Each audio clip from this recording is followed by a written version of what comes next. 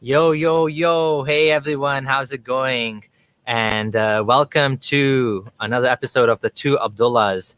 Today, featuring Apostate Aladdin. Hey So, guys. this is the first time we have Aladdin on the channel on camera. So, the last time we had him on, everyone was remarking on his beautiful voice. Now you can see the man.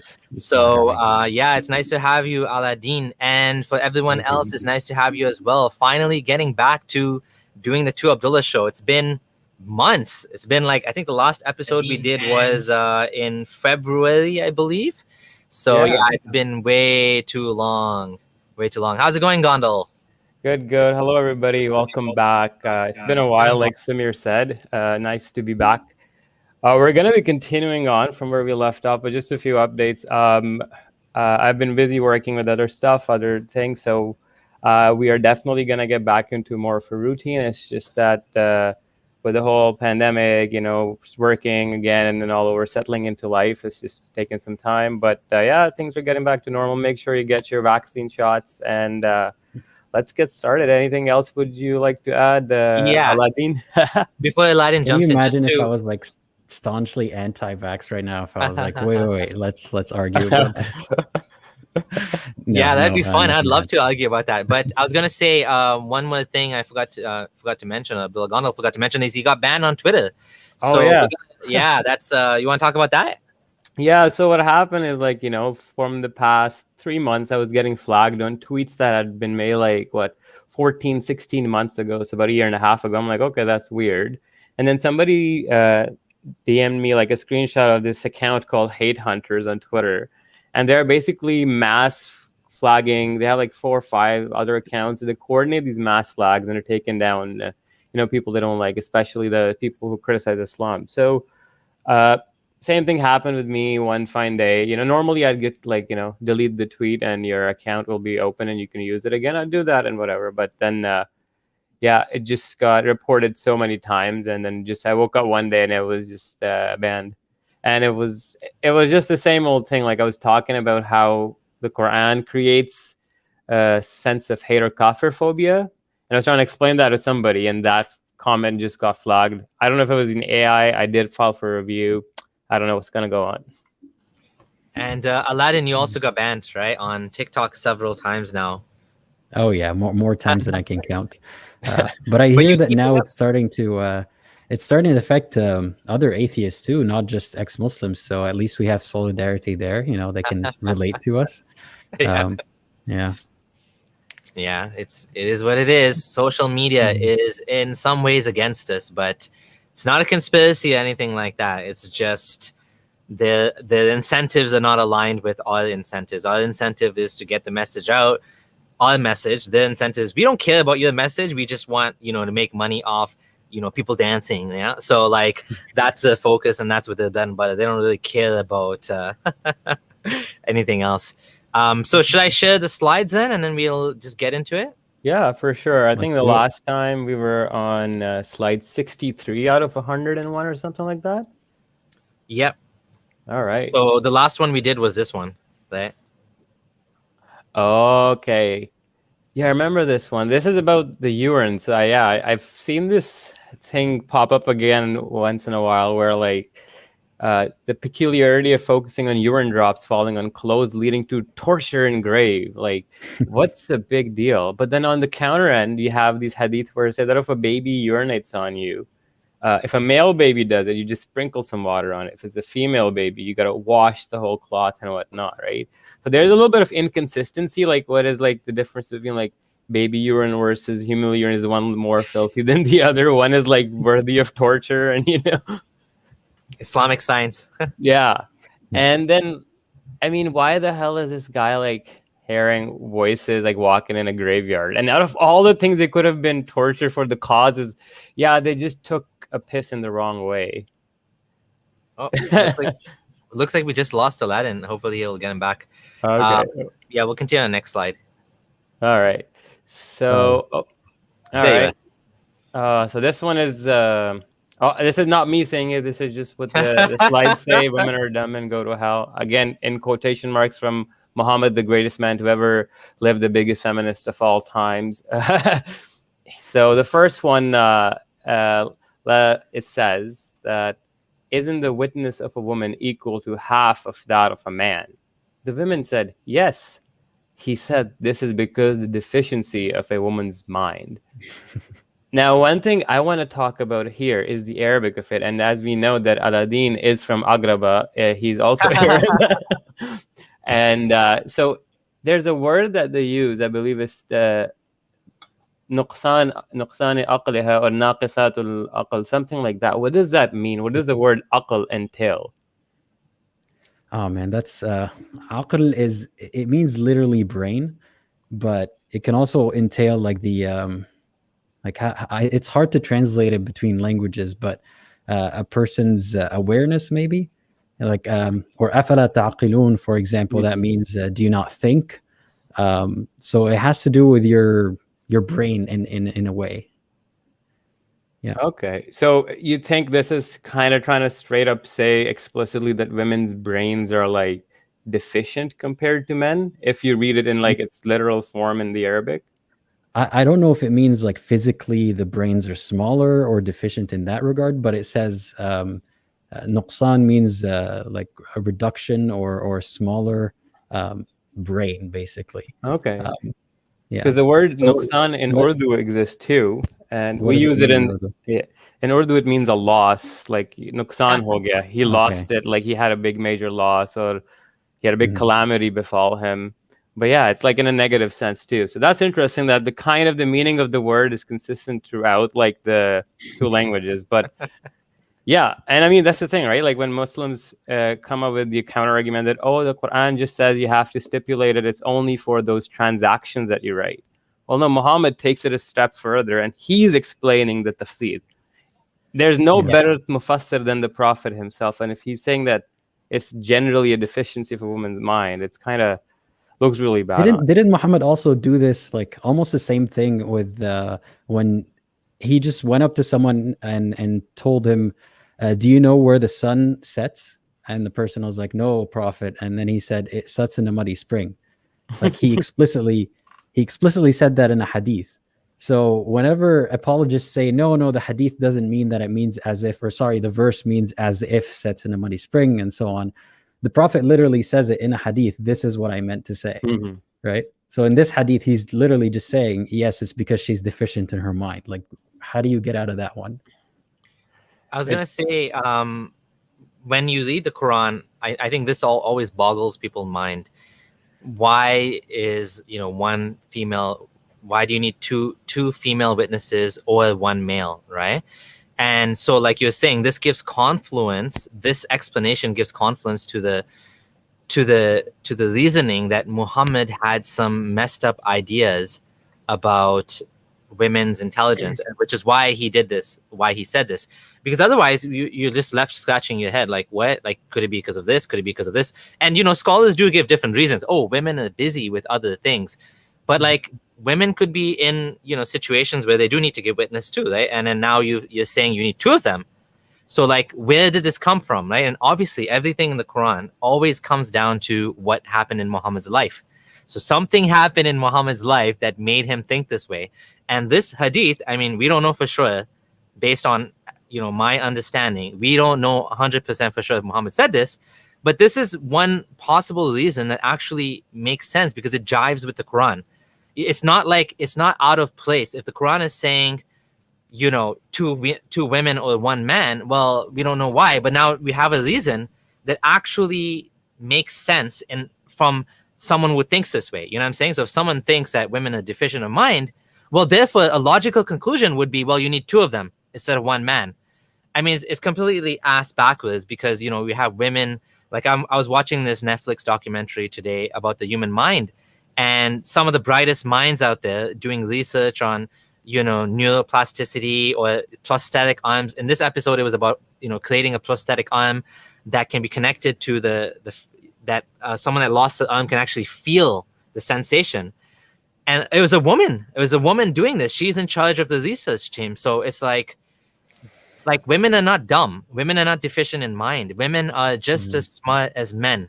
right? And so this is absolutely ass backwards. Gondal, are you trying to share something on the screen? Yeah, so another thing that ties in exactly with that is this famous hadith which talks about women being created from the rib of Adam.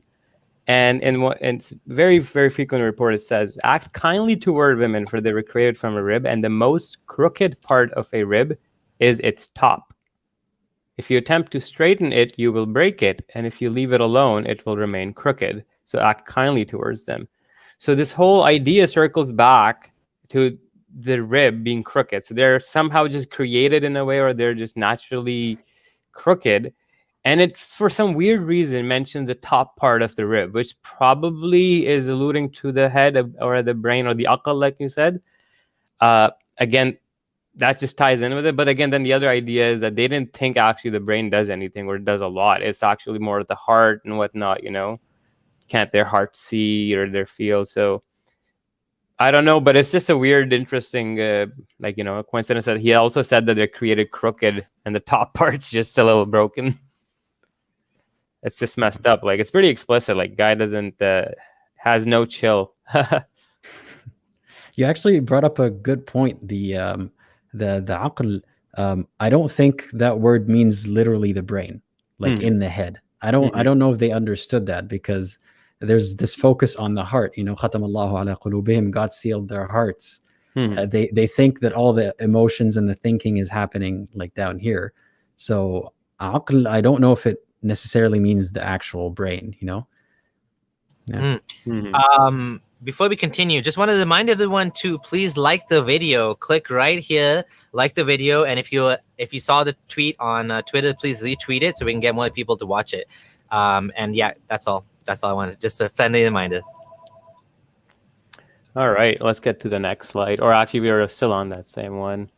Do you want me to? Oh yeah, I gotta share the screen. 1 second. Share screen. We haven't even started. Yeah, we just barely begun. Lady, Islamic nonsense. Oh, where did it go?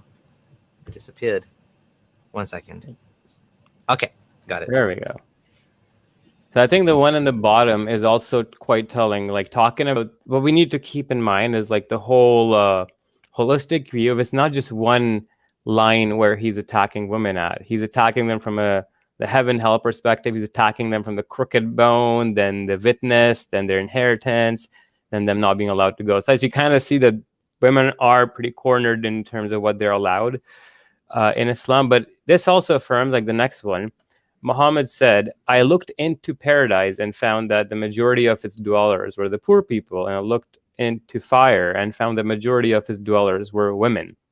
This is quite an explicit statement where this guy's claiming that he went and apparently there's already people in hell. I don't know how time dilation and whatnot works in the Islamic theology, but he already saw, like, and if he's seeing the future after the Day of Judgment, that he's already seen that most of the women are going to be in hell.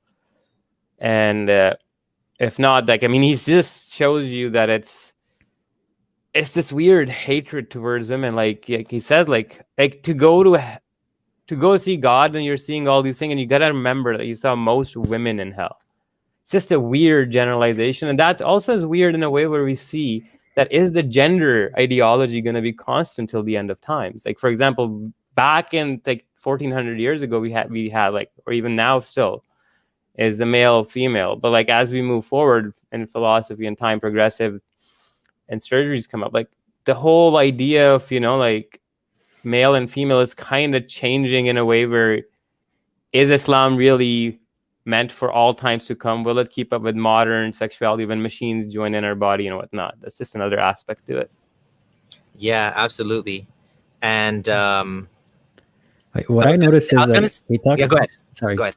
No, go ahead. I was just gonna say, he mentions poor people, right, being the dwellers of heaven, and then hell is full of women. Like, are all those women rich, or? That's a good question. That's what I want to understand. Are they the 1% and simultaneously like the majority of hell? Well, maybe that's why he was trying to reduce their inheritance too. I'm just kidding. Or maybe because it's for their own good, because poor people go to heaven.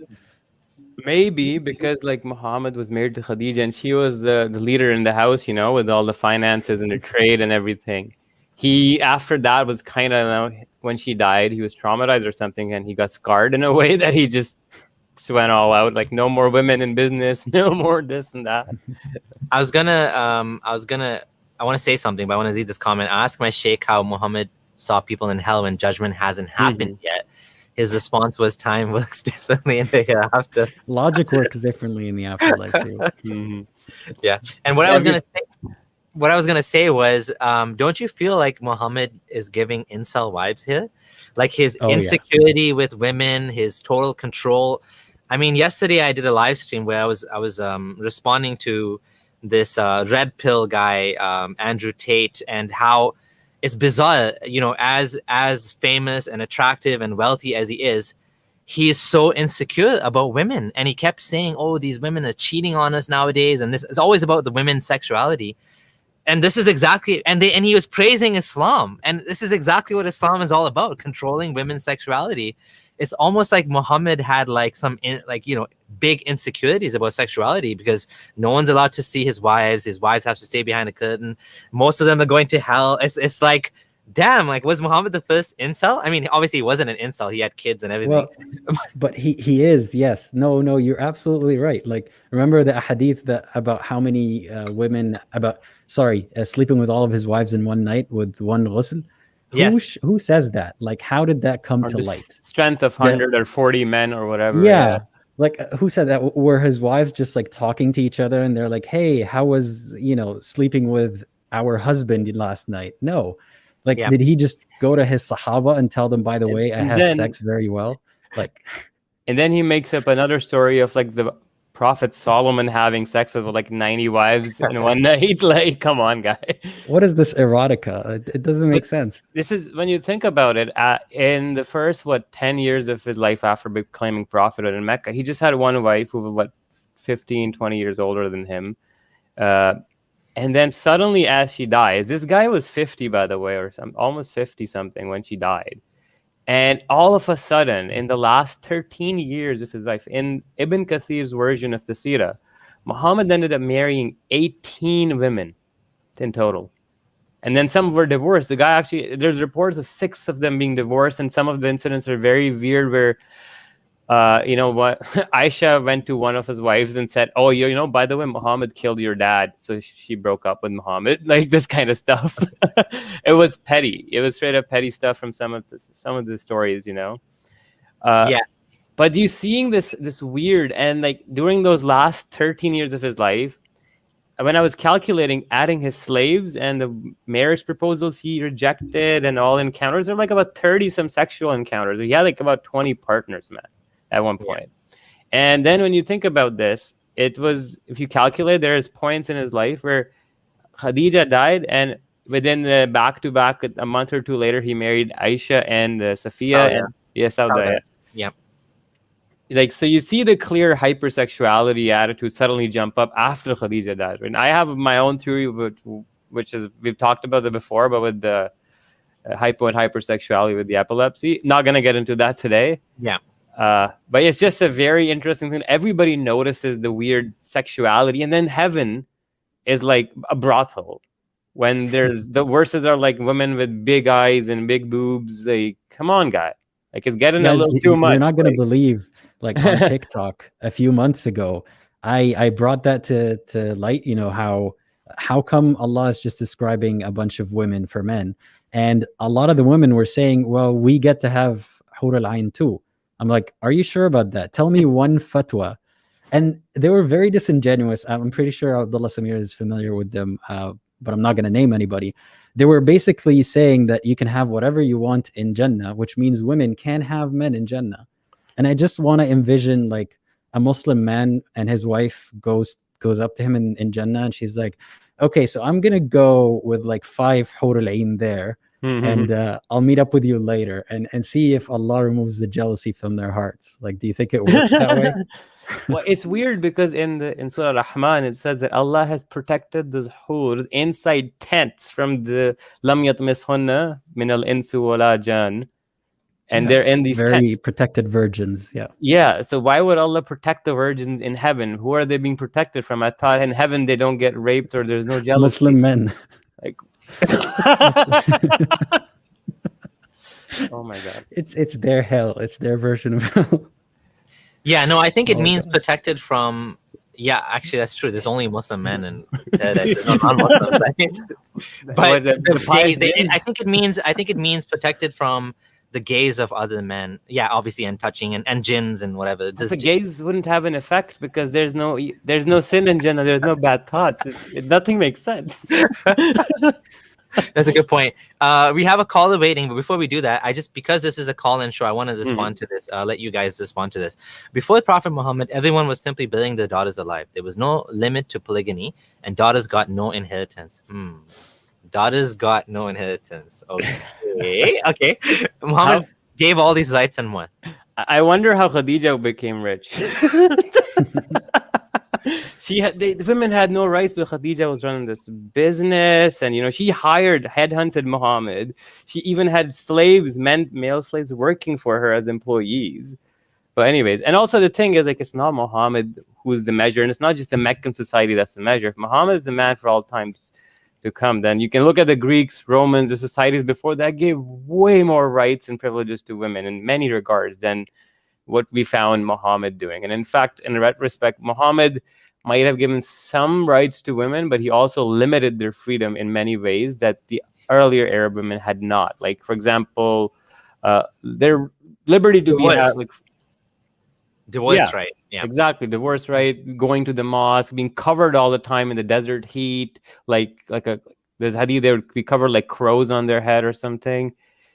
So it wasn't we're all missing something. I don't even go into these arguments about whether the situation was worse and it got better.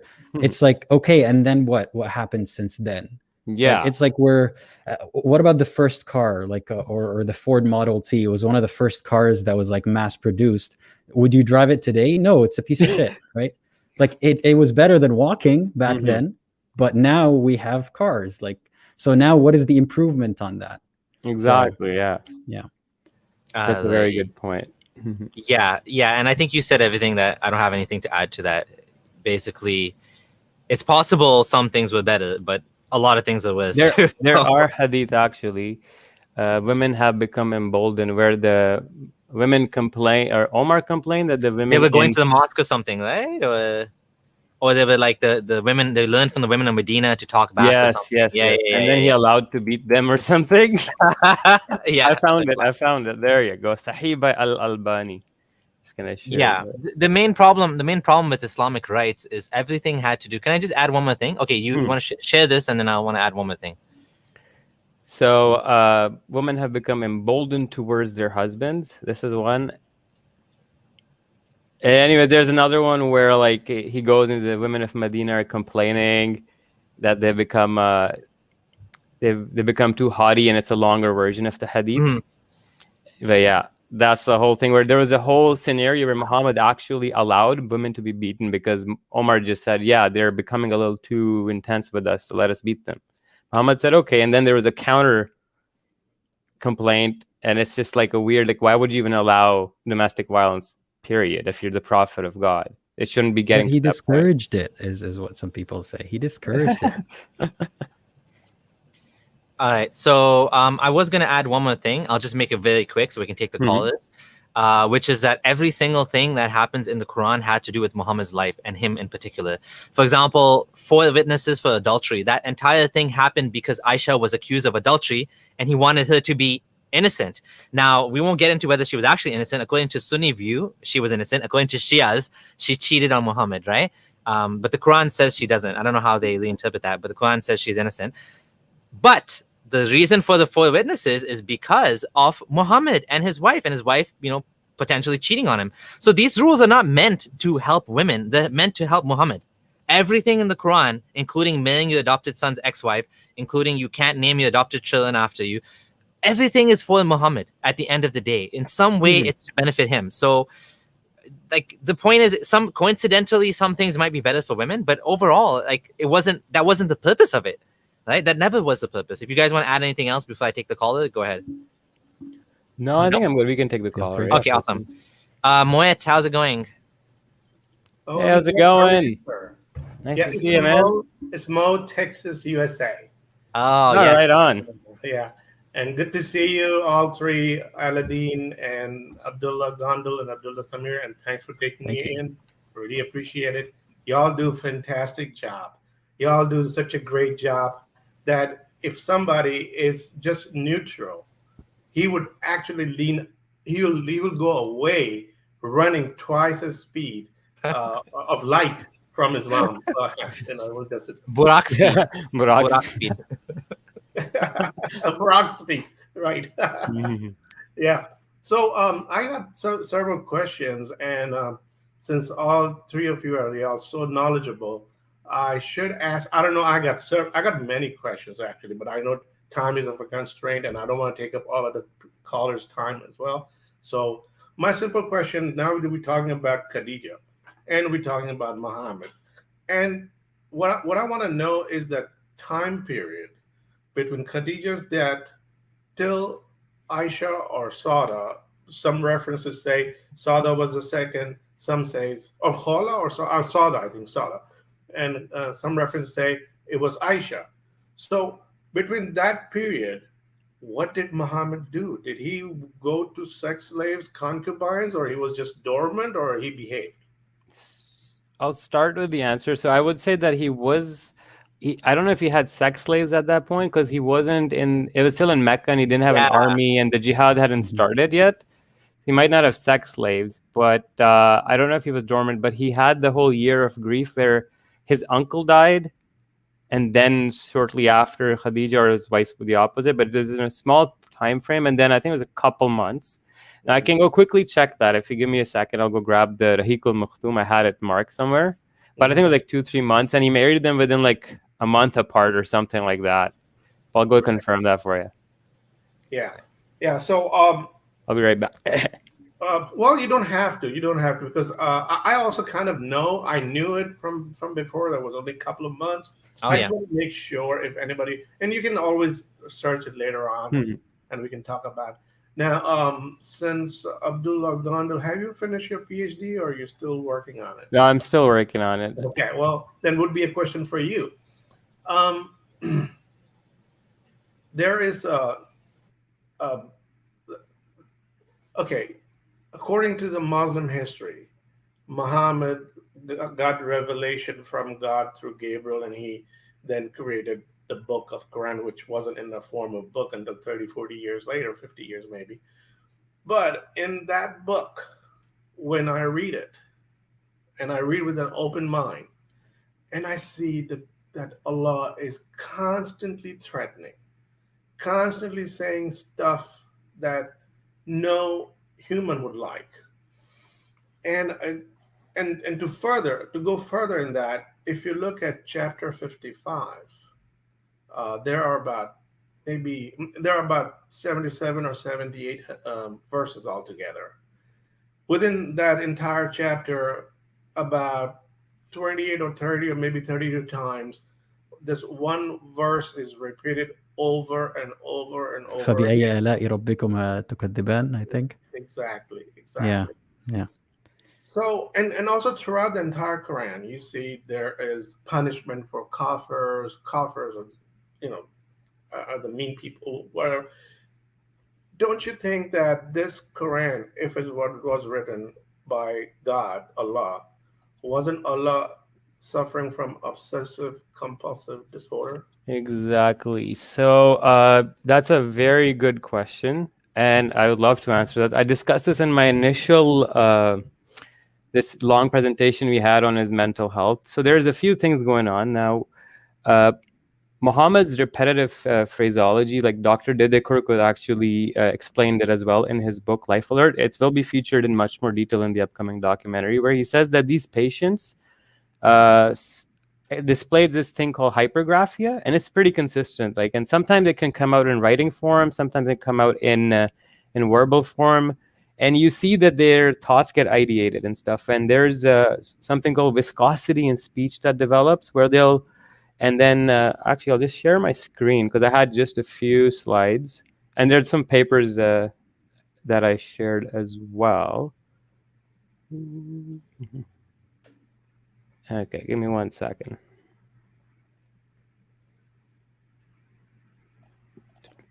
Okay, yeah. So we saw like patients poetry coming up in some of the people. And that was like people who had no issues, no affiliation with poetry in the past. They would just start rhyming if they had seizures. Then the thing you mentioned is viscosity and social cohesion. So basically, viscous and circumstantial speech develops, which is an obsessive focus and repetition on a small scale of topics with lots of jumping and wandering in thought. And that, like you said, is a very prominent feature of the Quran, where he keeps repeating the same thing, but then he'll go on tangents, kind of with no really meaning to them, come back. So yeah, this is actually like clinginess and stickiness in speech. And then we also talked about, there's a few examples of compulsive rhyming coming up as well. Now, there are other patients who have had such experiences, and they're actually very, very well known. And I'm going to say one of the biggest scholars of today's world, Karen Armstrong, who has like 3-4 honorary PhD, Cambridge Dean PhD, some special PhD that is above like a normal doctorate. And she's actually a temporal lobe epileptic patient. She has this hypergraphias, and she's written so many books.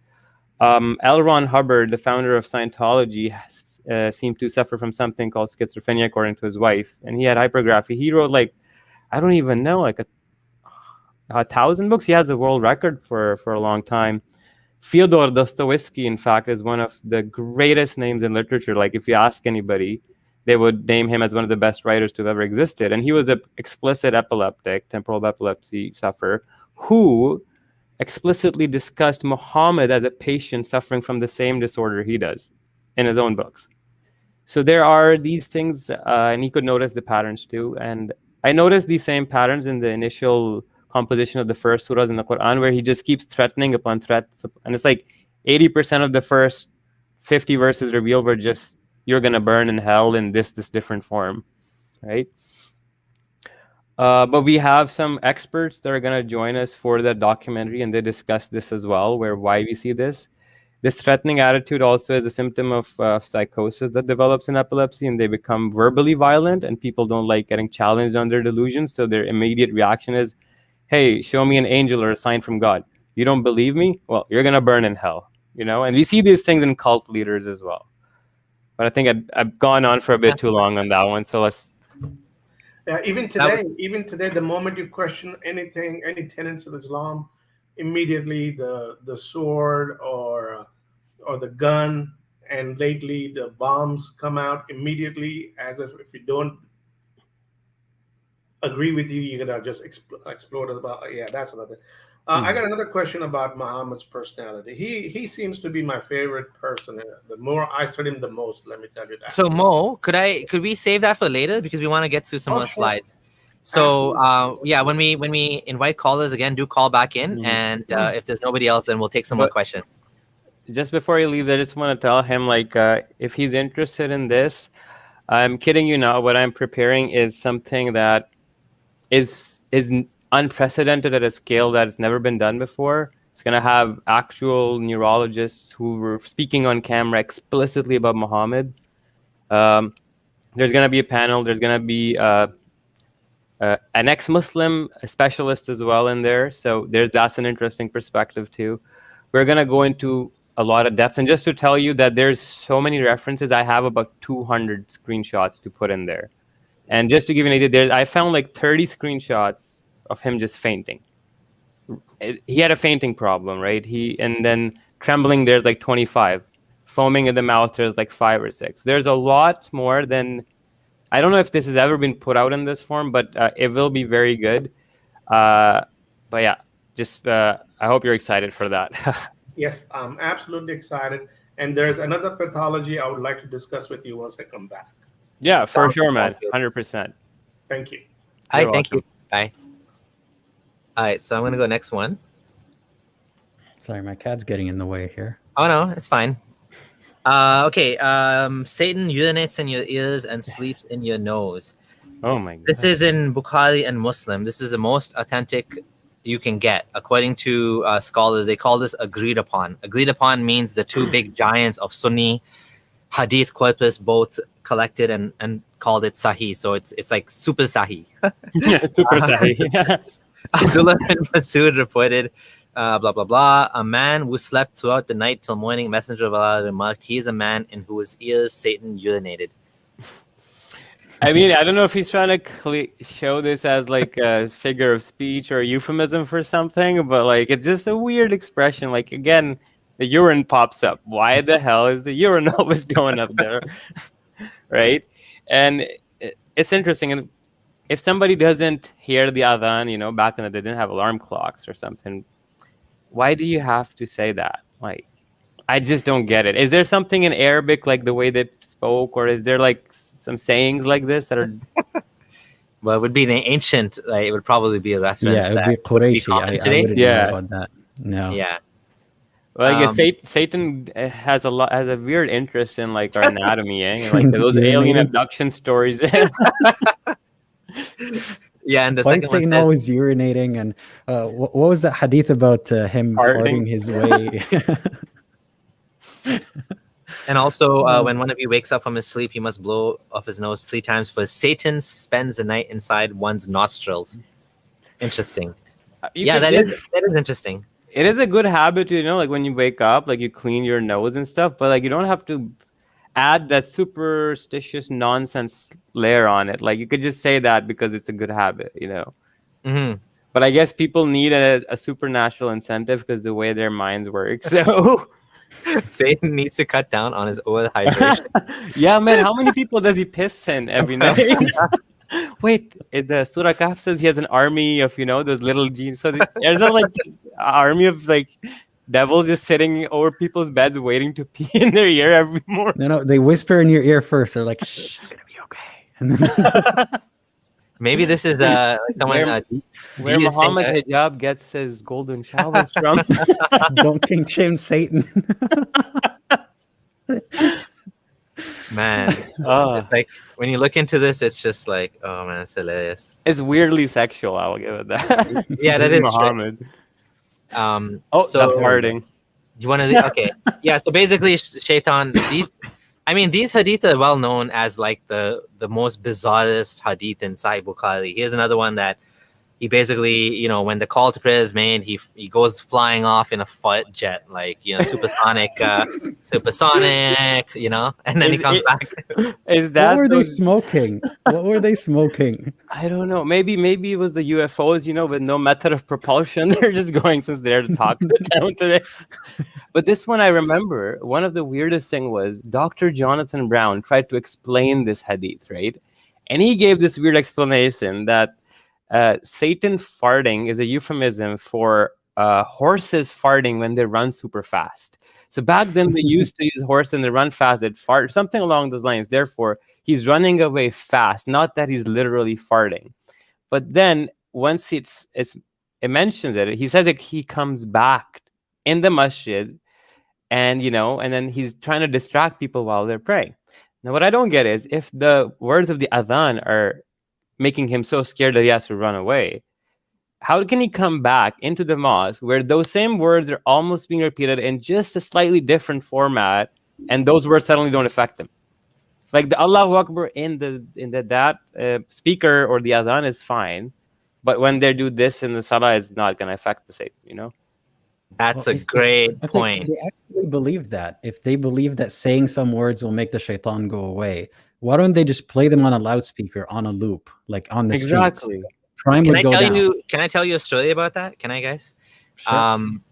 My friend who was a psychiatrist told me that, I actually helped him with this. We made these little CDs of Surah Baqarah, which he used to give to his clients to play 24/7 in the house because it kept shaitan away. Like, he's like an actual psychiatrist, like a doctor. Mm-hmm. And he thought this was helping his patients, giving them CDs of Surah Baqarah playing.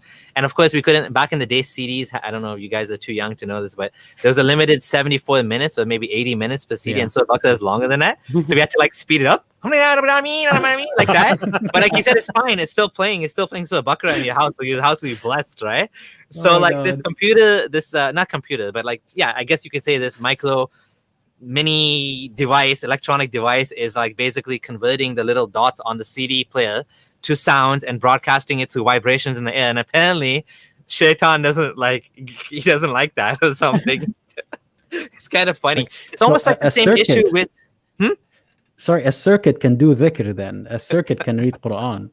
Who's Yeah. taking the hasanat here? The Wait, person wait who a pressed second. play? The AI. What if the AI does it?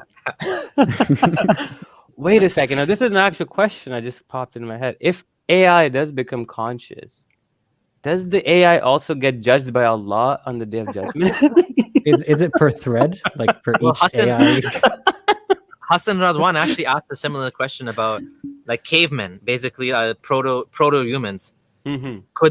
Should they be judged because they're kind of human, like they kind of can think and bashing head, like the Flintstones, they have a club, they hit a guy on the head, they take his woman by the hair and pull it, like those type of humans, like would they be judged like going to heaven and hell? Like do they have like caveman prophets and you know what I mean? There were like 124,000. So maybe there were Neanderthal prophets, they're Denisovan, they're Homo erectus, Homo habilis, all had their own prophets, man.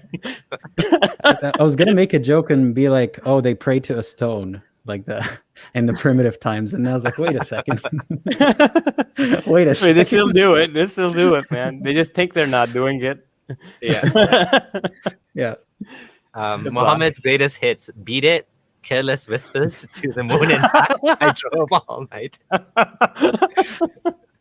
On a buraq, yeah.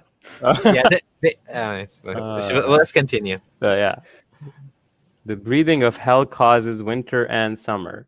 Oh boy, it's pretty hot. So let's hear this one. That the messenger of Allah said, the fire complained to its Lord. It said, some parts of me consume other parts.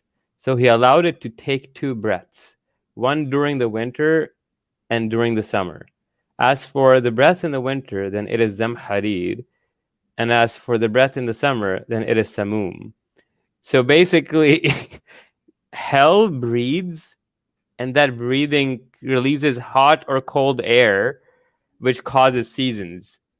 Now, I don't even know where to begin how freaking wrong this is. Like how the scientific, like the tails of the earth and the rotation and the 2 hemispheres actually have different seasons going on at different times. So I don't know how this will be, like the hell is accompanying, like one hemisphere gets the cold breath, the other one gets the warm one at the same time. A lot of this would make more sense on a flat Earth too. Exactly. Yeah. Right? I was gonna say though, just to be fair, I'm gonna make this point because I don't want someone to say that we're doing something wrong. These hadith are unfalsifiable. Like, let's be clear. Like, what metaphysical heaven and hell, breathing, fighting devils, like, and some of the other ones we're gonna get to as well. They're not like strong points against Islam being false, but they are in summary, in collection, all of them combined do show you how ridiculous and absurd Islam is. Because when you look at everything all together, you start to realize this is coming from a deranged mind. But we're not saying Islam is false because heaven and hell, causes that doesn't even that's not even falsifiable. Like that, that could be true. We don't know, right? You know what I'm saying? Like it's not something you can test. But there are other things you can test, which are, obviously false. So Satan sleeping in your nose and stuff like that. We're just showing you how absurd it is to hopefully kind of like kick someone and make them wake up and say, whoa, this is what I believe is from God. No, this is not from God. This is from a strange mind, right? I have something I want to say about that, by the way. Because I always get people, like I would make a sketch about whatever verse or whatever situation on TikTok, for example, and people would come up to me and be like, do you think that disproves Islam? I'm like, do you think I was trying to disprove Islam in 15 seconds? No. I was trying to make a joke. Like, we're talking about the shaitan farting, and that's what your prophet said. Like, just enjoy the laughs, like, is your defense really that the farts don't bring down my religion? Like, really contextualize it for a second. Exactly. Like, it's like their defense. What are we reading here? Yeah. Yeah, like what are we even talking about? Like, it just feels so surreal. Something like heaven and hell, breathing, farting devils. Like,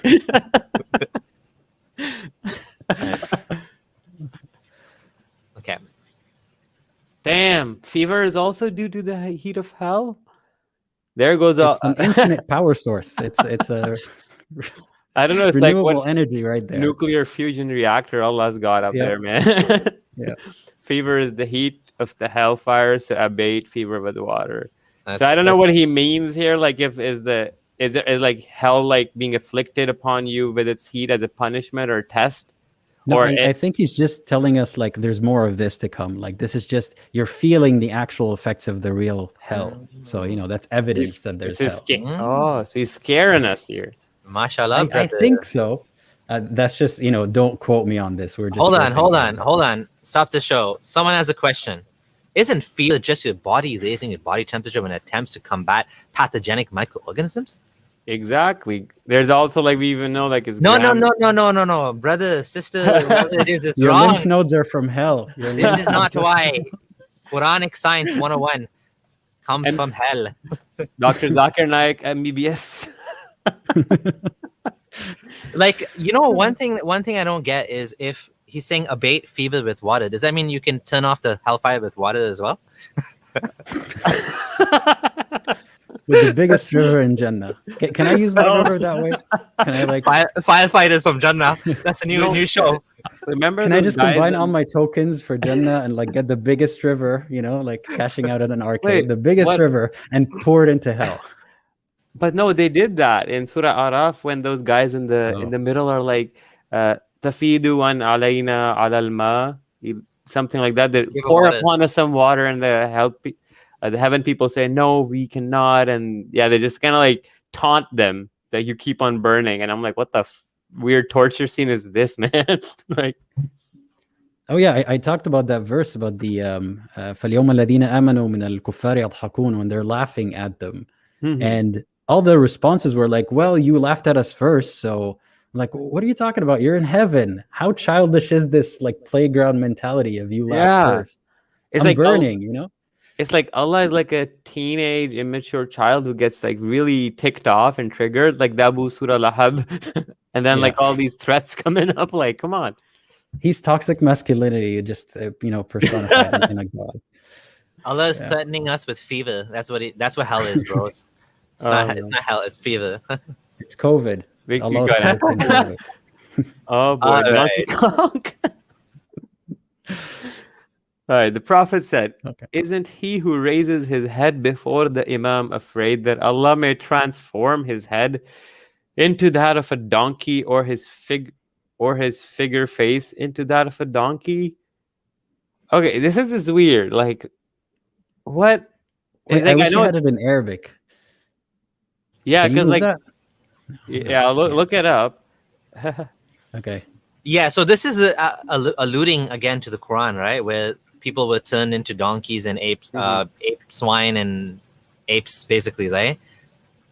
So this is the same. And I remember he's reading another hadith about looking up to the sky and Allah will snatch away your sight. Eyes as well, I never really got that. Like, I don't get the point of that. Wait, 1 second. It says here, who lifts his head before the Imam. Does that mean during prayer? Like before the Imam is done? Okay. Yeah, like you're too fast to get up. And God makes your head like a donkey. What kind of it's weird. Like maybe that's how we got the Egyptian gods, like back in the day, like the cat face. It's weird that Muhammad fixates and picks on an animal. The braying of the ass is the worst voice that Allah has created. Then if you look up in prayer, you get turned into a donkey. But then he also would ride a donkey everywhere in the hadith, right? Muhammad maybe it's one of the Sahaba who looked up too quickly.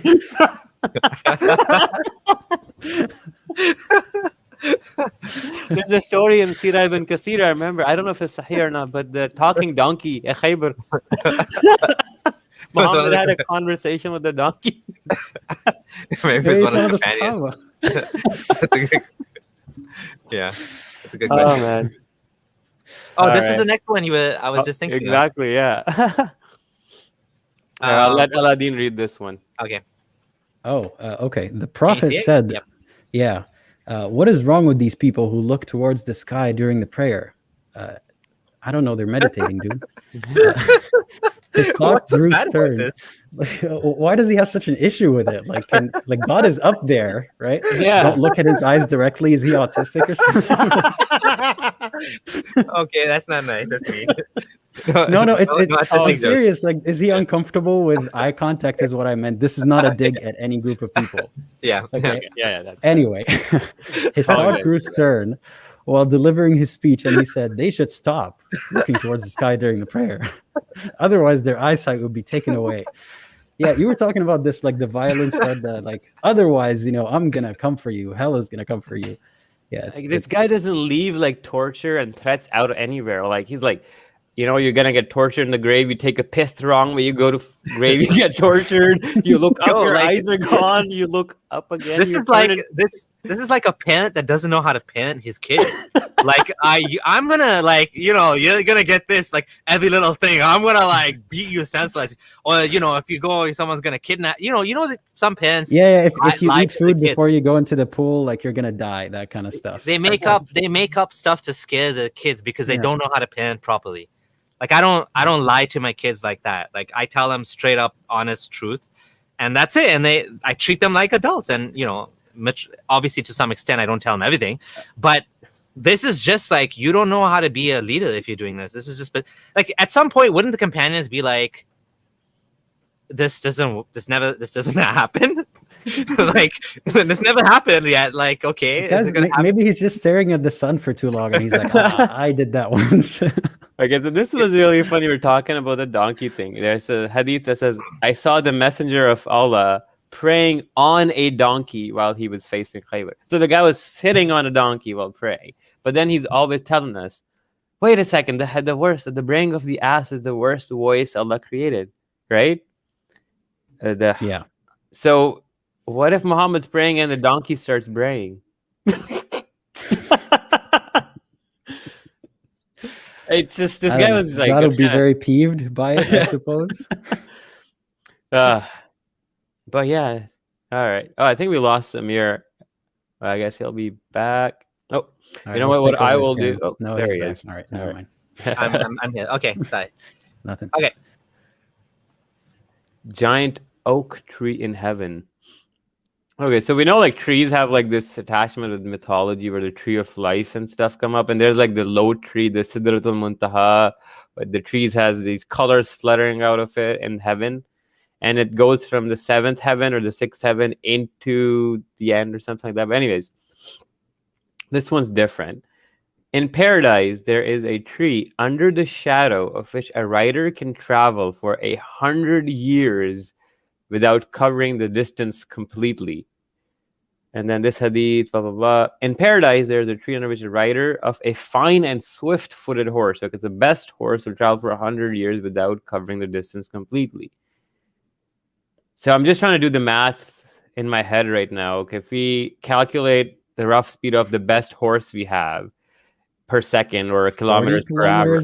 Yeah, and then times that by 24, times that by how many days in a year, times that by 100 years. Holy shit, this how big is this tree? You know what this reminds me of? You know that story of the giant, when they plant the 2 seeds and then the tree goes up to giant heaven or something. Oh yeah, Jack and the Beanstalk. Yeah, yeah, the Jack and the Beanstalk. Yeah, that's what this reminds me of. Oh wow, yeah. Oh, maybe Adam will be up there, and like all the giant prophets are up there. So they need giant trees to chill under. Yeah, they need giant trees. I'm just gonna read some of the comments. What about the shoes of fire that'll boil the brain? Yeah, apparently that's the least punishment in hellfire, right? Yeah, so if they'll boil the brain, they'll probably boil and burn everything else on the way till the heat kind of reaches up to that point, right? So it's kind of pointless.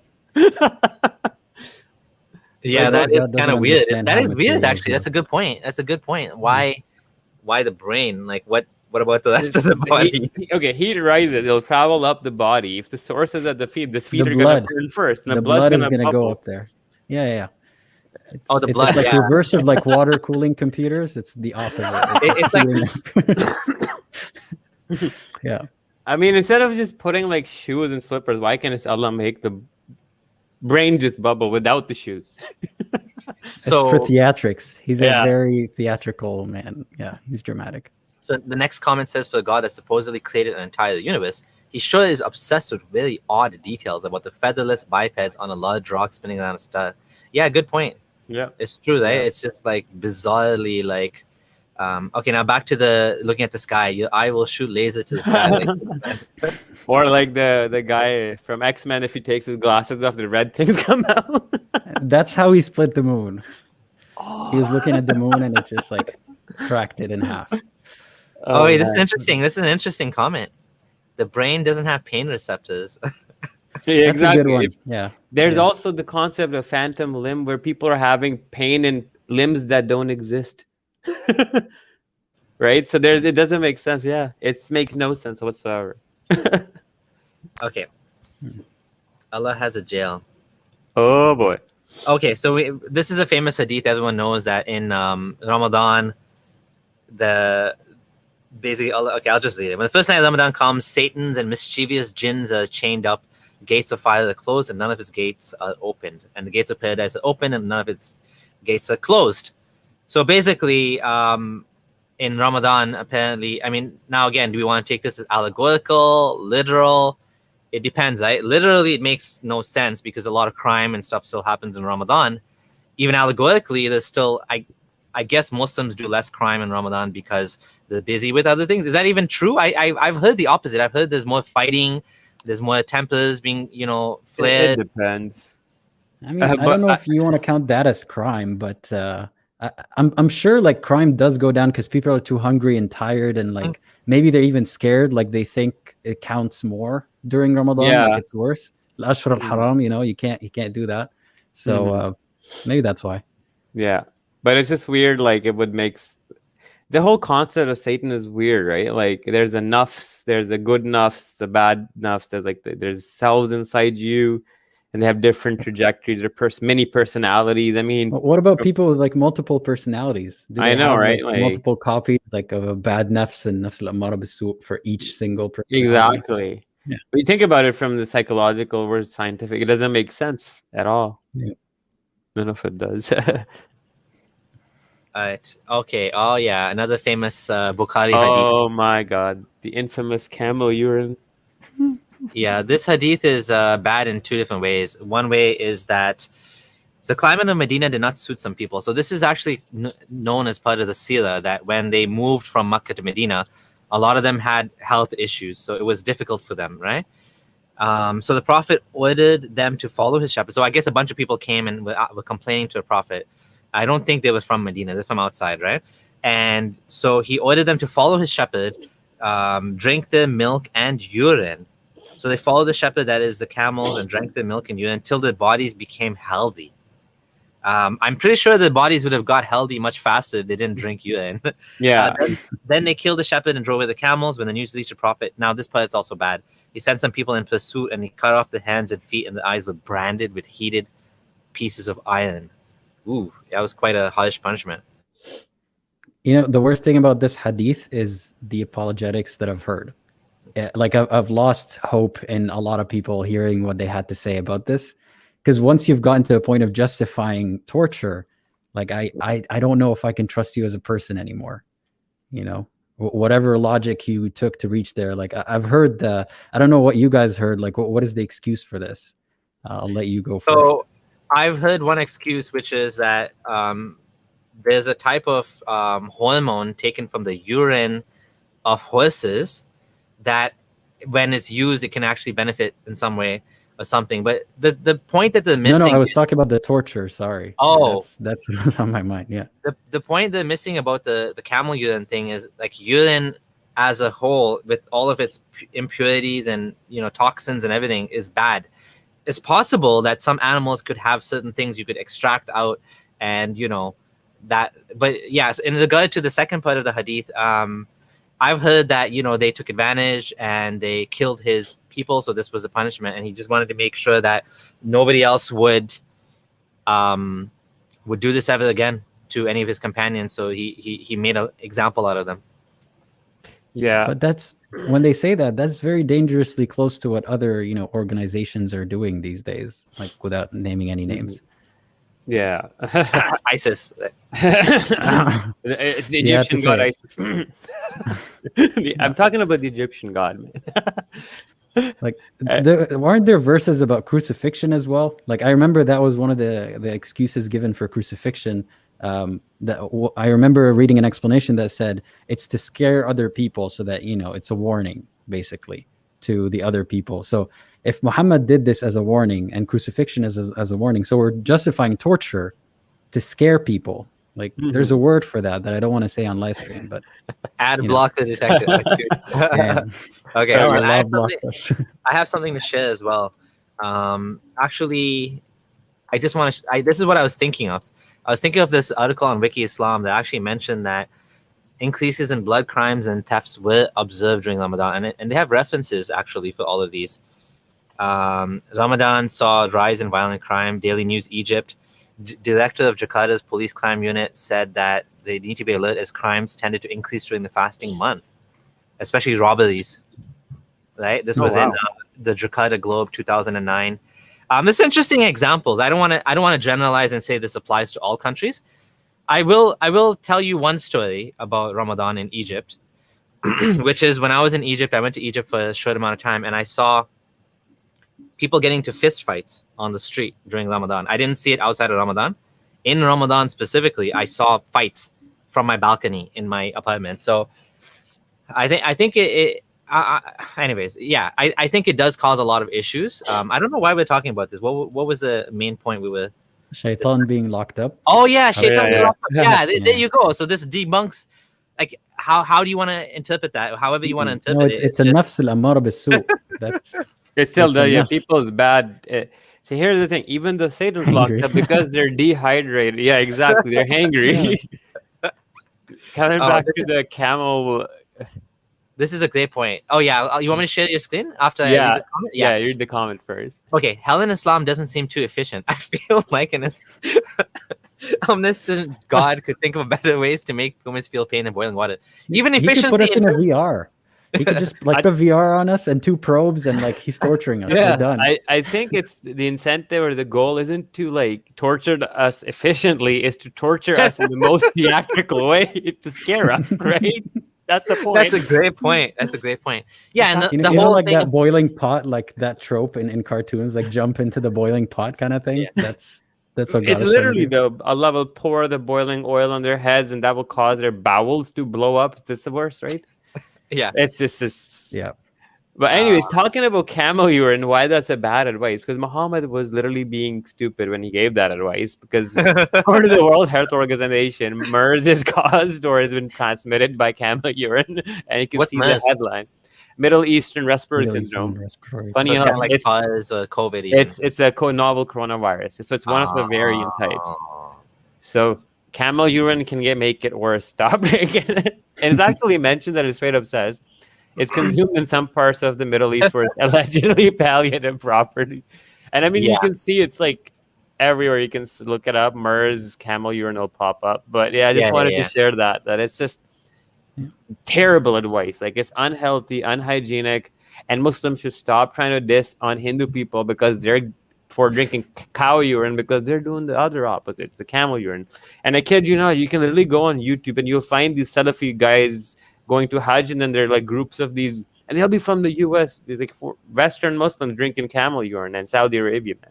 They sell it in bottles, like packaged bottles, like the shops dedicated to camel urine. I'm not. And, I just can't imagine. They're like, cheers to that, bro. Clink. Like, I remember reading somewhere. I think this was a camel urine issue, or was it a cow urine? I don't know. One of the two, where the shopkeeper was arrested because he was selling his own urine. oh God. So he was like, he wasn't even bothering Oh, to go to God. whether it was a cow or the camel. He's just like, do free money. I got these clowns buying from me. Like, Abdullah, dude, they're actually like brands and shit. Of camel Guys, urine. No, I gotta share this. Can screen, you man. imagine them going to like an Islamic pub, right? And they have like a big mug of like Zamzam water with a little shot of camel urine, and they just like clink and they let it fall. I mean, look at this. They're like brands. Like they said, this is the video I've seen, by the way. Oh, God. yeah, drinking. Like, anyway, I'll stop sharing it now. But yeah, you get the point. There, it's Yeah, I just want to be fair. and tell everybody that I don't know anyone who drinks camel urine. Let's be fair. This is a weird let's make that clear. Weird AF hadith. Yeah. Nobody. This is not a diss about Muslims. Yeah. This is not a diss about Muslims. It's just I know of a few people who did it. Yeah, right. So I'm not gonna name names because obviously, you know, there was a student, well, like not a student group, it's a pretty prominent Pakistani group, and like they're obviously Salafi leaning, and some guys were very Salafi leaning, going to Medina University and all that stuff. So they obviously came back really proud that they accomplished the sunnah, and you know, but yep, that's where it is. Royalty. So, that was the I'm sorry to say your friends are more backward than my Muslim friends. Bro, my friends are they're in Pakistan, so you gotta that's true. I feel like the Muslims in Canada are a little bit different. They're not gonna do that. It's just like they might justify it and like argue against you when you say that it's bad, but they'll never themselves do it. Yeah, like I wonder if Ali Dawah type personality, like if someone forced him to drink it, maybe he would. Like that would be like a good social experiment. Let's do this. Let's start making it trending on Twitter. Muslim camel urine challenge or TikTok. No, I don't want to. The reason I don't like this camel urine thing is because it's all too quickly used as a racial, almost like a bigoted slur against Muslims. Oh, you camel drinkers! Like it's the like first the most drinker, it's the most easiest thing to use against Muslims, and it's like nobody I know ever did that, and you know a couple of people, but I mean like a couple of people, but but yeah, like in terms of making a point, if we could do it without being like, you know, like getting to the level of some of these people. Do you really believe your prophet? We should call it, do you really believe your prophet challenge? But I'm worried some people might actually drink it. And like, what's the net benefit then? Well, actually making people sick, right? Like the poison challenge, like a lot of Christians try to do it. Like you believe in Jesus, and who was that guy? Salah Rashid was trying to drink the poison in a debate, like very recent.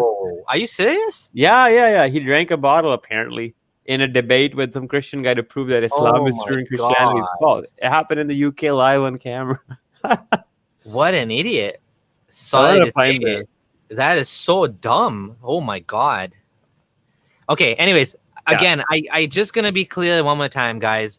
Don't bring up camel piss drinking. It's so like petty and vulgar, and this is just one of the examples. We're not like, we have other things too, right? That's why we brought this is in there. But don't use this. This doesn't work against Muslims. It's just gonna cause them to shut down and say like, you guys are just like making fun of us now, and you're not really interested in dialogue. You know, there's so many more. There's so many other things you can bring up, right? Yeah, but there's like, I mean, what we're doing is kind of like doing the same thing. Oh, it was a fake? Okay. He brought it with him, right? Like Asrar brought it with him, I believe. Okay, so it was a fake, yeah. Okay. Yeah. Okay. Fake poison or a fake clip? Fake poison. I have the video. It's February. He drank fake poison to prove his prophet. Oh my God. The dates thing. It was about the dates thing, I think. The seven dates. Yeah. Okay. All right. I've spoken about this hadith before, by the way, the urine one, and I speak about the second half of the hadith is what I'm trying to speak about. Yeah. And people would come to defend the hadith, saying urine has these good properties, and I'm like, that's Habibi, that's not the point. I'm not even talking about the urine. Leave that aside. That's just funny, but yeah. Another thing, like this comes up, and this might come up again with the fly dipping hadith, is they'll take these obscure researches that are done with a huge bias by some of the Muslim researchers in like University of Iran or something. In Saudi universities. Yeah. Too. And what they were doing was they were looking at the urine and they were isolating a compound, purifying the compound, and then seeing its effects on it. But they weren't like just dropping urine everywhere. And the ones they did that, they saw that it was toxic towards biological cells if you just put unpurified urine on shit. It's not good as a thing to consume. And we also saw from like the MERS being caused by it and whatnot. Anyways, enough camel urine medicine. And that's what I was saying about like there's all sorts of things in medicine that like sometimes unconventional, even the one about the horse urine that I told you that there's a certain hormone, I think it's like estrogen or something, like replacement therapy or something. They don't even use that anymore. Now they just use like an artificial one. Mm-hmm. But there's even another even more strange cure for some people there was an example of a lady I saw in a documentary that she got sick. She got really sick, and she had like massive diarrhea to the point that she was going to die. And guess how they made her better? They took some feces from a healthy person and they put it inside her. And the healthy bacteria, her bacteria levels were all screwed up in an intestine. So this actually made her better. So like that doesn't mean you go and eat shit. Okay, like, exactly. Have some nuance here, right? And here, Beach. Thank you, Beach. This is what I was trying to say. Pregnant male urine for insulin. So there is, but that's not the same thing as camel urine, right? Anyways, I think, like you said, we've. Yeah, like here's the thing. Like in human history, people in different regions of the world have experimented with different peas, and some of them are good, but some of them aren't. All right, next one. Chickens can see angels, donkeys can see Satan. So KFC is halal.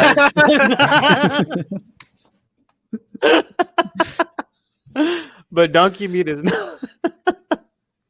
The Prophet said, when you hear the crowing of the roosters, then ask Allah of his bounty, for verily they have seen an angel.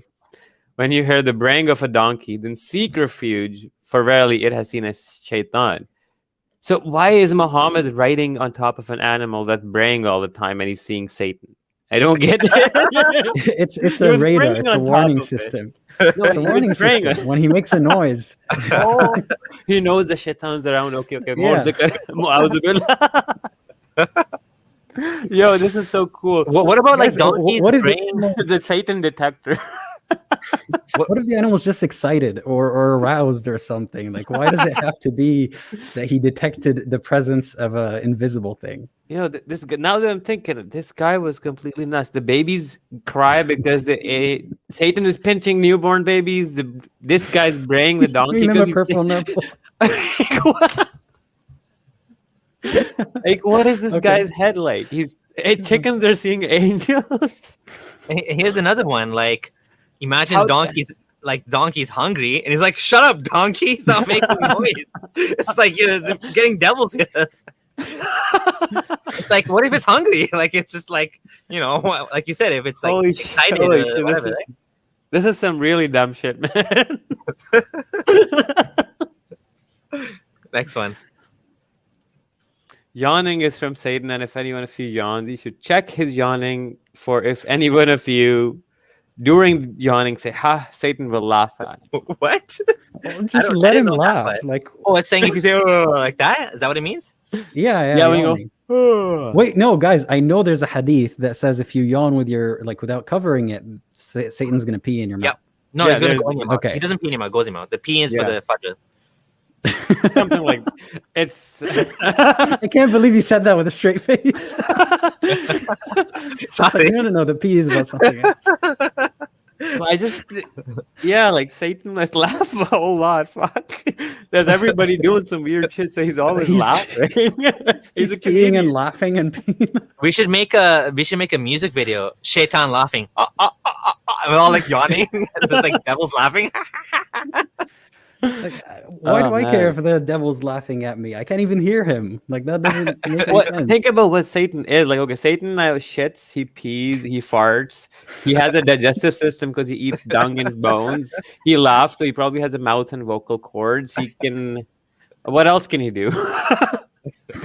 What can't he do? Yeah, what can't he do? Yeah, someone said earlier Satan is playing God mode or something. That's kind of true, isn't it? Cheat codes. He has all these powers. And the hadith say he travels in your body like blood, so he can basically influence you like spiritually from afar or kind of possess you. Me? Like, I'm not okay with that. I'm not okay with that. With what?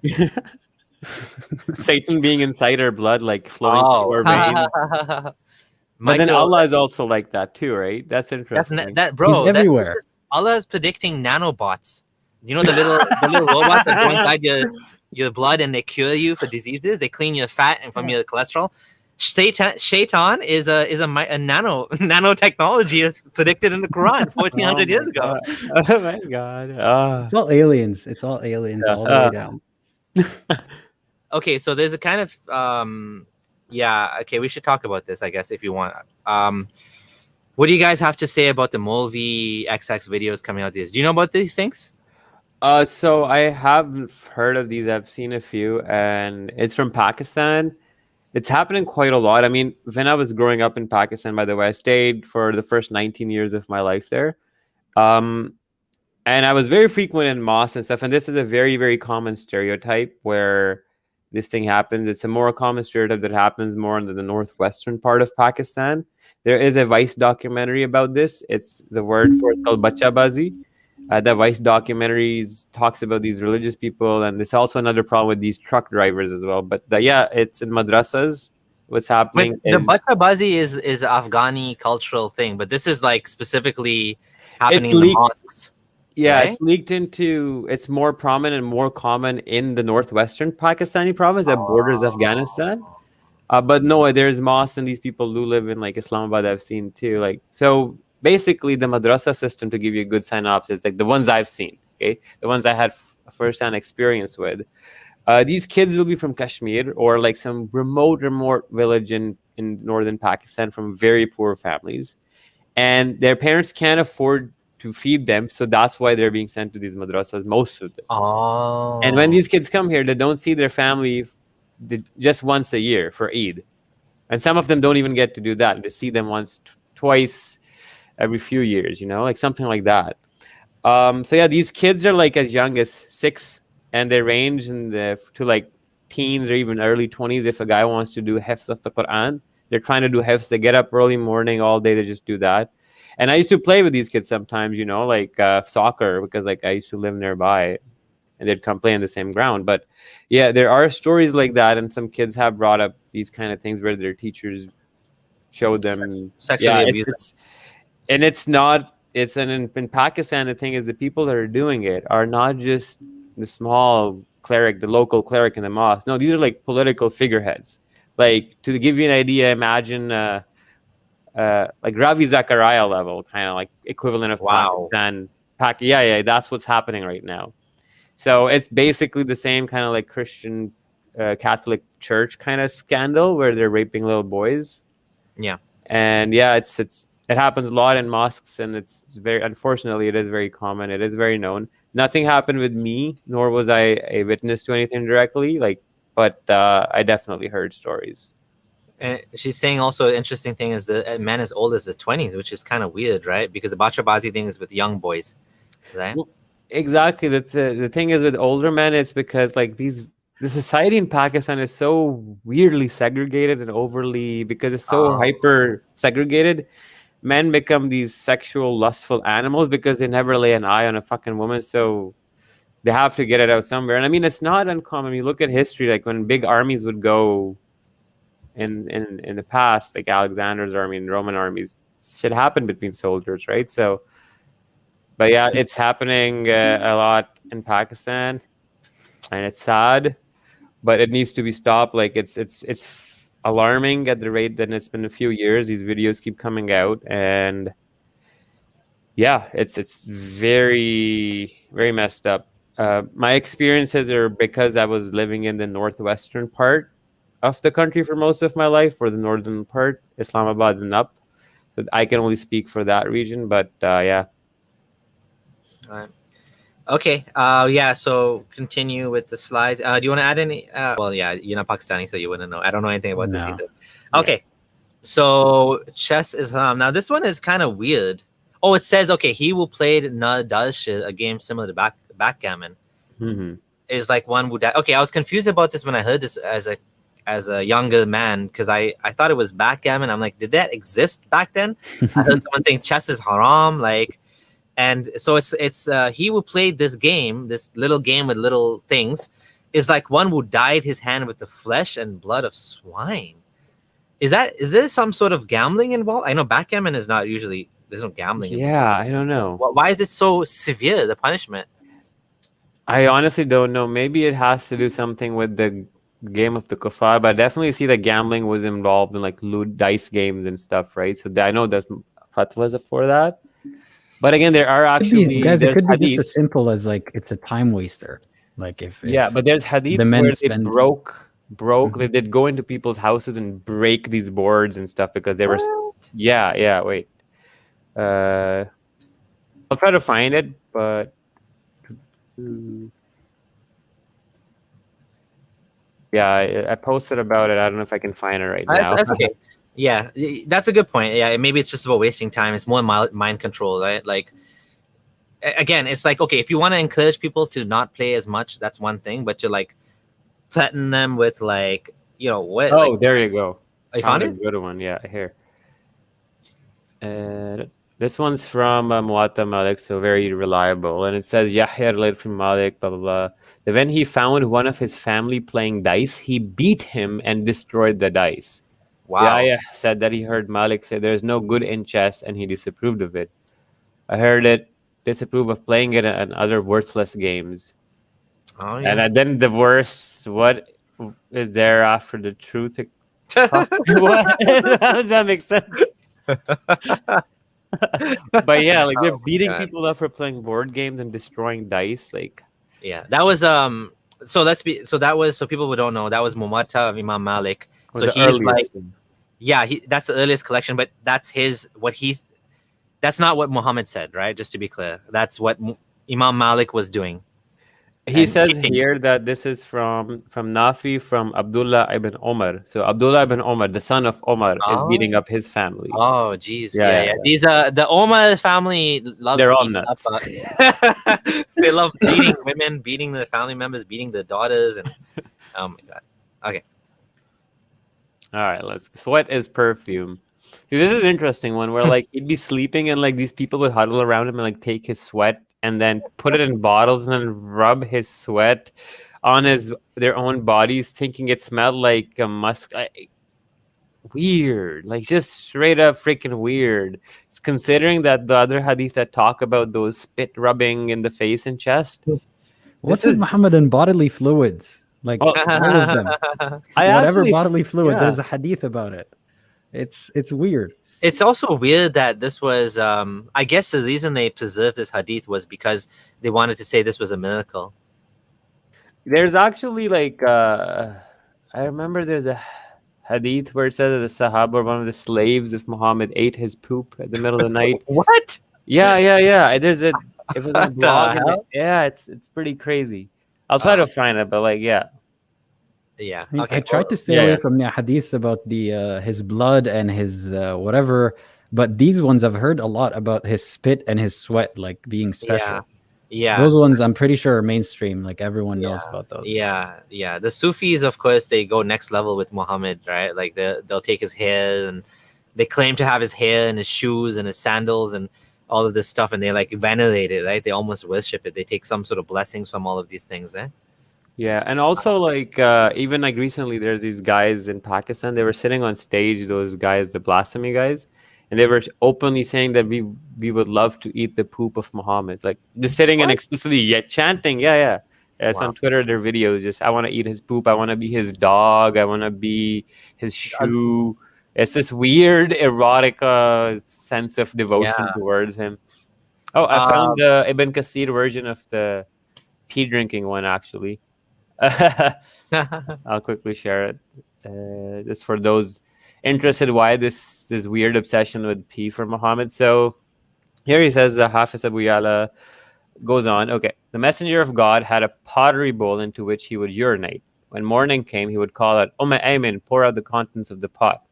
One night I got up feeling thirsty and drank what it contained. The messenger called out, Ayman poured the contents. I replied, I got up thirsty, drank it. He's commented, you will never suffer from your stomach. Subhanallah.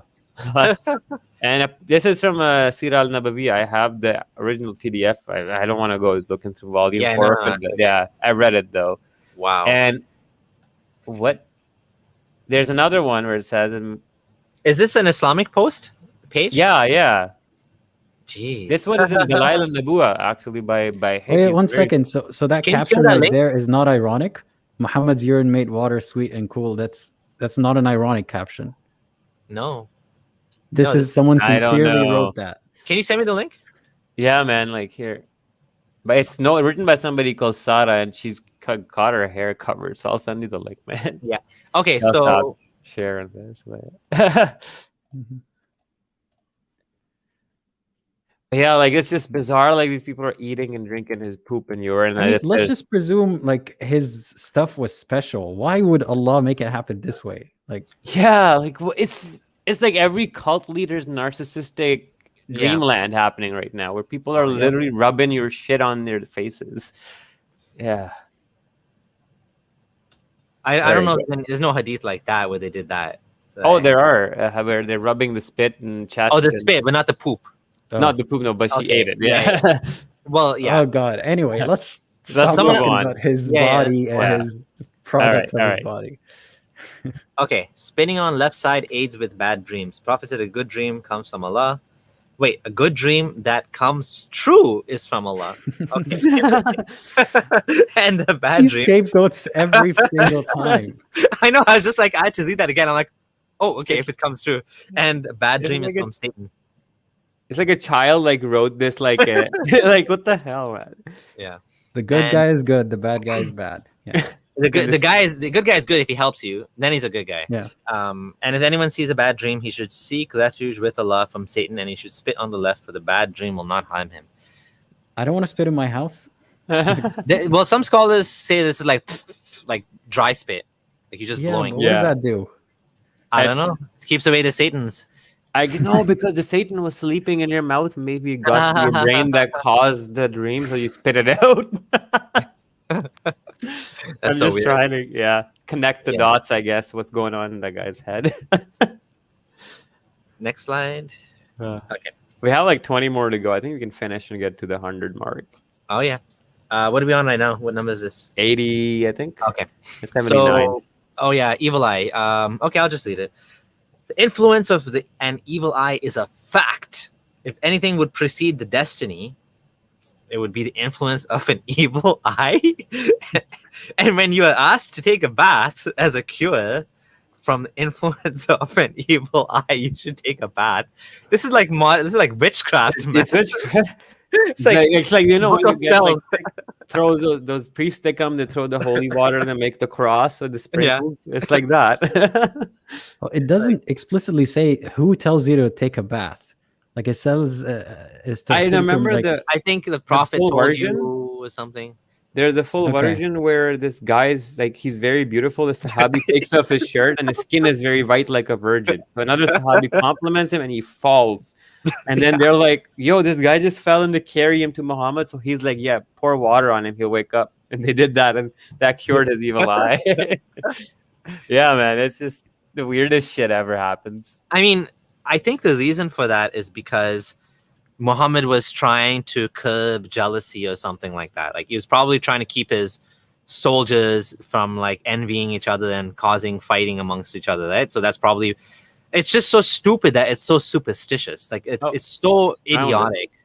It's so idiotic. I mean, let's say God is just speaking their language, right? Like that's just how they convey the information to primitive people. Does God not understand that we would find it suspicious and not believe it anymore today? Like he would make an exception for us. He'd be like, okay, guys, I get it. It sounds very silly. So yeah.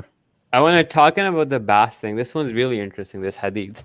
And this one goes about an incident. And this somebody else has to take a bath on somebody else's behalf to get the evil. It's this. Let's read it. I love how you search for evil eye bath. It's like spelled evil eye bath.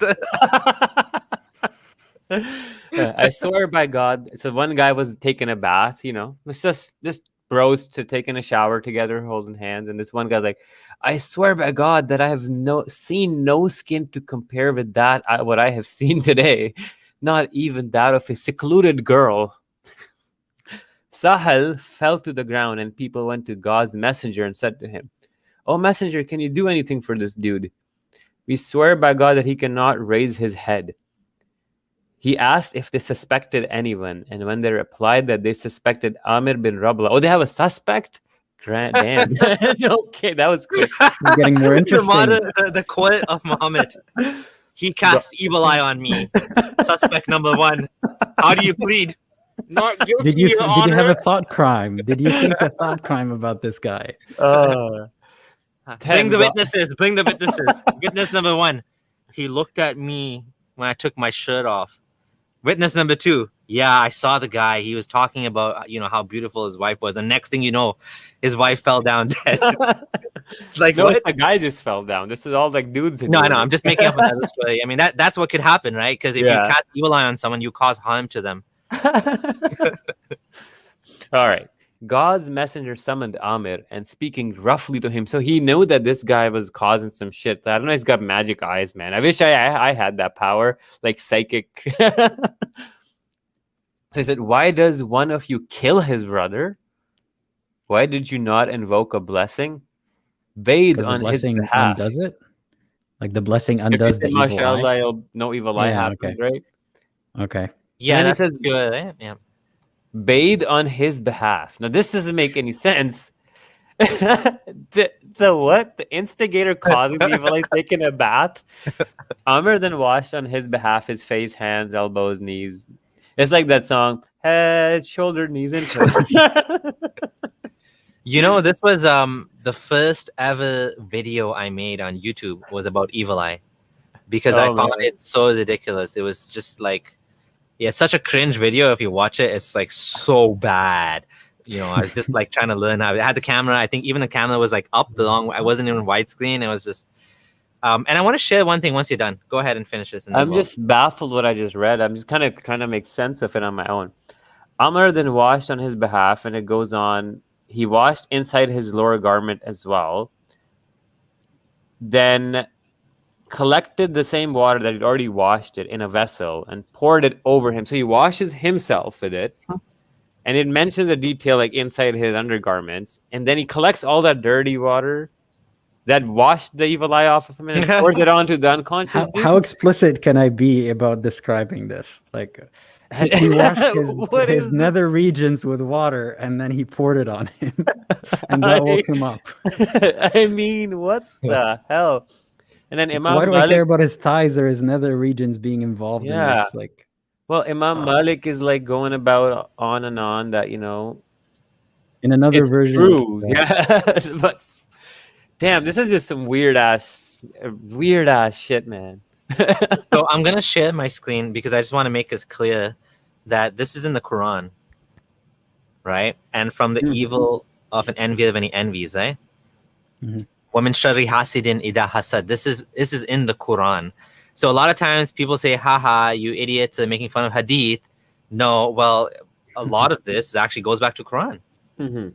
well, It's and the not verse only before hadith. it, that's black magic too. Yeah. Yeah, exactly. Black magic, evil eye, and hey Jimmy, nice to see you.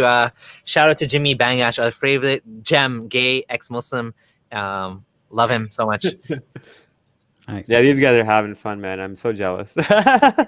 Crossing your fingers negates the effect of evil eye. I see a lot of cultural. Hey, nice maybe car. Aladdin, you can tell me about this. You might know more about this. This blue and white eye thing. I don't know. I see a lot of Mhm. Arabs have it in the houses. It protects you from I've evil seen eye. it, Or like, something? I've been to Turkey and I've seen it a lot there, and it's more superstition. It's supposed to protect you from evil eye, yeah. Yeah. But a lot of people simultaneously, like, they'd either put it on like it's kind of like a horoscopes thing, Like some people have it just for fun, and others actually believe that it's for the evil eye. Yeah. But it's not. It's not supposed to be Islamic. Just I don't think so. Just another thing before we move on from the evil eye. We're talking about magic. I had just this one hadith, or Muhammad's wife, Mata Malik, that they would just kill people suspected of magic and witchcraft, the same way the church did.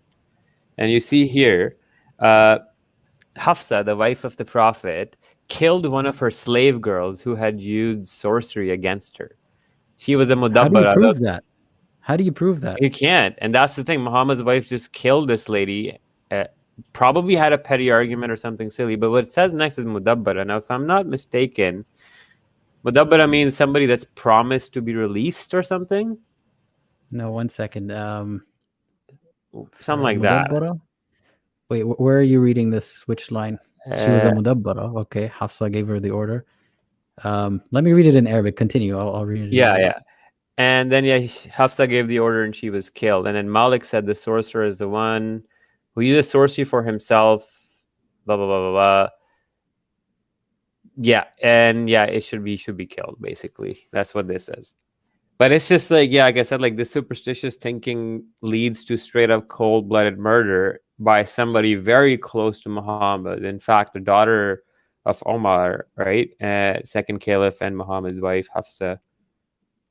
She's just killing her slave girl. It's sad. I'm trying to Anyways, understand what that word means in that context, but it means like planning or cunning. okay. Yeah. So From what I remember, in the context though, it might have a different kind of meaning. okay. Yeah. But that was So- something interesting. So we've been going on for 95 minutes now. Should Yeah. we let's just close up, I think. I think there's still a bunch of slides. I don't want to 21 rush through slides, them. yeah. No, we definitely don't want to rush through that. Yeah. Better that we take time and we do it in detail because there's a lot of stuff to uncover. So yeah, it's been a wrap. I mean, we've been through. Unfortunately, we got a lot of this stuff was like, What the fuck? yeah, exactly, right? It just shows like how incredibly ridiculous something can be once you actually peel away that filter of belief and faith, and it just becomes like Family Guy kind of a TV show, silly. Yeah, know? exactly. Should we take some calls? Maybe a couple of calls? Yeah, or- sure. If anyone's Yeah. interested, I had it on the stream, but we only got Mo. Nobody else called in. I'm just gonna add. Apostate Aladdin has his own channel. So if you guys don't know, I'm just gonna share it on the screen. You take a look at his channel. He's doing well on YouTube. I definitely think you should all go right now and subscribe to his channel right now. Go here, click on subscribe. Don't unsubscribe if you don't unsubscribe. And I'm going to share the link right here. It's in the description as well. Please do support our fellow Murtad, apostate brother. And yeah, it's right there. Let's get him to 1,000 subs. He's at 642 now. I'm at Thank you. 11K, so there's 137 people here, so it should be like 800 by the time this. If you enjoyed this specific content, I mean, you're gonna enjoy his content. It's gonna be right on the same sort of thing, you know, from his perspective. And he has a way of doing things that's unique. Thank you. I really enjoy your TikToks. Unfortunately, I know TikTok is just very. It's just not a good platform for us ex-Muslims, unfortunately. So it is what it is. So, but yeah, do more on YouTube, my man. And he has some good interviews going on here. Some good short videos reflecting on certain things, which I think are really good. So yeah, definitely do subscribe and all that fun stuff. Thank you. I definitely didn't pay him to say that, by the way. I can't afford to, but no. Yeah. I Okay, don't so want to yeah. get into the breastfeeding adults because that we will yeah, start yeah. next time with the whole Muhammad hijab controversy. Sheikh Albani saying that it's okay for doing that. Another day, another time. But yeah, we have 21 more slides to go. Thank you. And what we'll do is we'll have one more episode, and Aladdin is more than welcome to bring his flying carpet and his genie along, his lamp with us next time as well. Yeah. So the and Mo wants to call in, so let's let him call in one more Yeah, time. yeah, and for we'll, sure, we'll for sure. finish the last couple of questions he had. And I do think if we keep this up regularly, we'll get more callers. It's just that I know when been a things are while. not planned properly, people need to plan time Mhm. outside of the specific lives or whatever. Maybe they want to call in, but they have work, or for us it's nighttime. Maybe they're going to bed. The kids are there and it can't be loud. Making phone calls and stuff. You can have your headphones on. So I'm sure there's lots of reasons why people can't actually call in right now, which is understandable. But yeah, let's try to do this regularly. The link, yep, I'll send the link. I don't think we're gonna do it the same time next week as Abdul Gondal is. I think you're gonna be busy, so we'll pick a different time. We'll see what we can do. But we'll try to do this every week if we can. It'd be good. Yeah. We'll try the best. Yeah. Yeah, more regular since the virus is kind of finishing off now, at least in our part of the world. I'm vaccinated. Things are getting back to normal. I hope everybody's safe, healthy, and sound. And yeah, stay tuned for more. Lots of content coming up.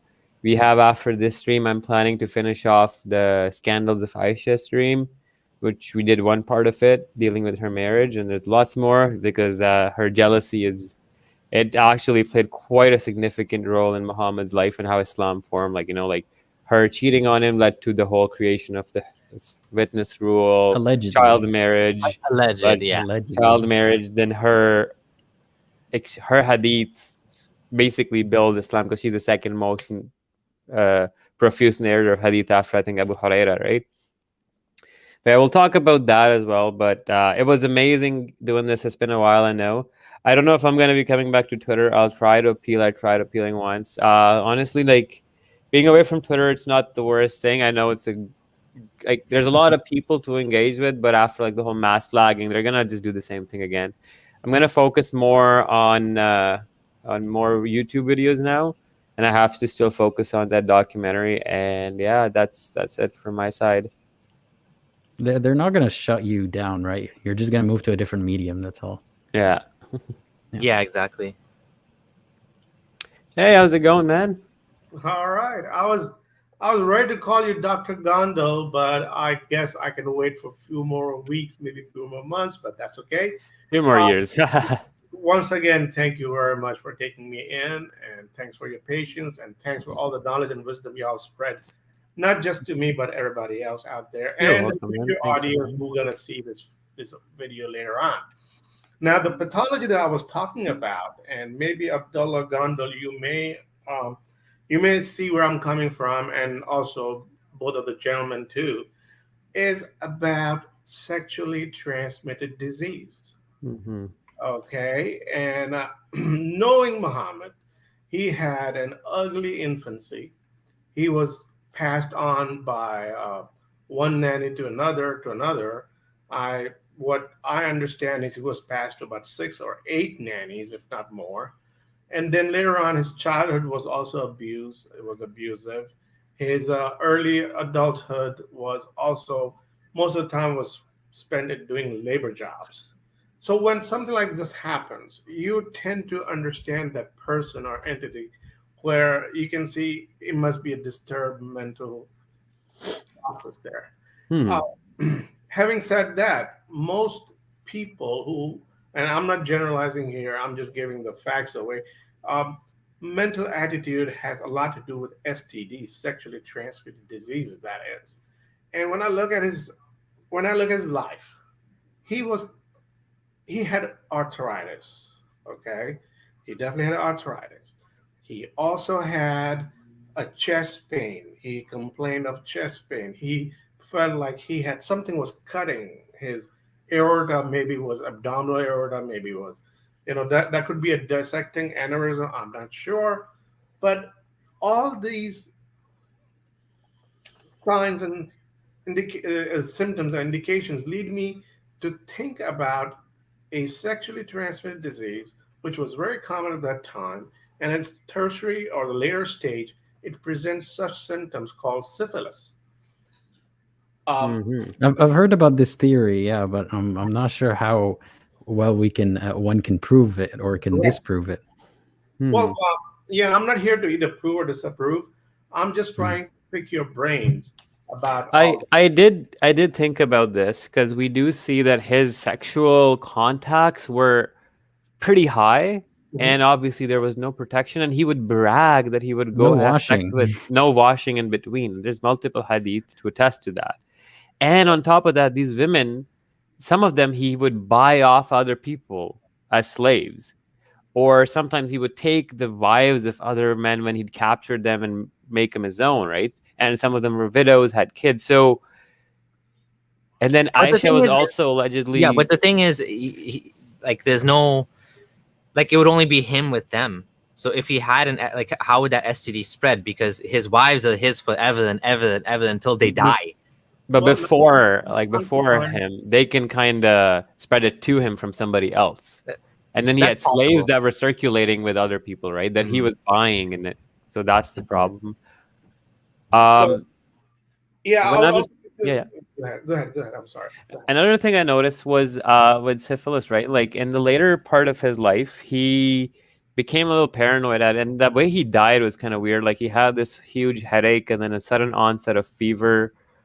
And it's just bizarre way he died. He could have been a stroke. Could have been syphilis. There was one point where they gave him some medicine forcefully. It's in Bukhari and the Shia hadith as well. And the Shia claim that Aisha actually gave him poison to kill him. That's their controversy. But there's the Sunni hadith said that Muhammad was just paranoid at the end, and then he made all of the other people in that household drink that same medicine just to clear his mind that he wasn't poisoned, but then he died the next day anyway. So And Why is he given the so fact scared that, of being poisoned? hmm. given the fact that Got a he lot of was, enemies. Mhm. yeah, given the fact that he was also having some visual loss, Mhm. visual loss is also Oh, a yeah. later complication. Yeah, is Good also a one. later Just complication in syphilis. Let me give you my standard disclaimer here, so guys. I always say that I'm not against Muslims. Muslims are dear and near to me. They are close to my heart. They are also humans. They're also people just like me, you, and everybody else. What I'm against is the doctrine of Islam. That's where we have the issue. Muhammad was spreading, and later on his followers, and even until today, they are all spreading the false narrative and the doctrine of Islam, and that's what I'm against. So, viewers, if you see my video and if you see this clip, or if you see, we are not against you. We love you. We really like you. We love you. Please come with the questions here so that could be answered adequately by these gentlemen. They are extremely knowledgeable. But coming back to the syphilitic condition, he also had limp in his leg. He also had, Mhm. when his two teeth, I'm not sure what part of the upper or the lower jaw was broken in the Battle of Uhud. His recovery, some references say, took way longer, which is also could be due to bad oral hygiene, could also be due to diabetes kind of condition, or syphilis again. So Mhm. all these Yeah, I don't indicate, think we have a chart we can consult here for the patient, so it's going to be very hard to Yeah. pin it on him. There are certain things like with the black magic episode, like what pops up about him, that he lost vision to the point where the I think one of the Sira said that he couldn't get up and see the doorknob or the door handle in front of him, and he'd get up and he'd collapse. And then Ibn Qayyim al-Jawzi, in his tafsir of the two Mawzatain, the two quls, he says that Muhammad would be standing and his leg would go limp and he'd just suddenly just twist and fall down all of a sudden. And then coupled with like his and the thing is that the black magic episode lasted in hadith, the memory problem where he would forget things that he was doing, that amnesia phase, transient amnesia, it also occurs with epilepsy, but I was looking from that perspective too. It happened in the latter half, like I think 2-3 years before his death. It's in the later half of his life too. So again, I will try to get into this from a few different perspectives in the documentary, because these are similar to stroke. It could be a tumor, it could be a tumor getting worse, could be an aneurysm, because there's fever that gets onset after stroke, and that's a very bad sign. That's exactly what happened. There's other hadith where Muhammad is like waking up fainting like 7 times in one day. So there is a lot of speculation on his death, but there are some we can speculate, is all I'll say. Yeah. well, in the later stage, in the tertiary stage of syphilis, these are the kind of complications that you find in a patient. Mhm. As I discussed about the cardiovascular disease could be also a poison, but they're all coinciding and converging Mhm. in one focus. And So yeah, sorry to interrupt you. I'm gonna have to be the bad moderator here and that's just fair. say like thank you so much for your your insight and your possible theory there as to what could have been causing some of these things. I do appreciate it. I think Abdullah Gondal has a little bit of a different theory on this, but yeah, I do appreciate this. These are all possibilities. You never know. I mean, he could also have both, like epilepsy, had too much sex and caught syphilis, Yeah. hypersexuality. Yeah. We don't know. So I definitely need to wrap this up, and so just want to say thank you for the call.